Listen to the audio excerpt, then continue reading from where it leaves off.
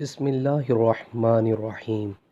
کون سی بات ناقابل قبول ہے؟ رسول اللہ صلی اللہ علیہ وسلم نے ارشاد فرمایا، ام المومنین سیدہ عائشہ صدیقہ رضی اللہ تعالی عنہا فرماتی ہیں کہ اللہ کے رسول صلی اللہ علیہ وسلم نے ارشاد فرمایا، جس نے ہمارے دین میں ایسی بات کا اضافہ کیا جو اس میں نہیں تو اس کی بات ناقابل قبول ہے۔ ابن ماجہ کی حدیث ہے۔ ویورز، اس حدیث میں ام المومنین سیدہ عائشہ صدیقہ رضی اللہ تعالی عنہ فرماتی ہیں کہ اللہ کے رسول صلی اللہ علیہ وسلم نے فرمایا، جس نے ہمارے دین میں ایسی بات کا اضافہ کیا جو اس میں نہیں تو اس کی بات ناقابل قبول ہے۔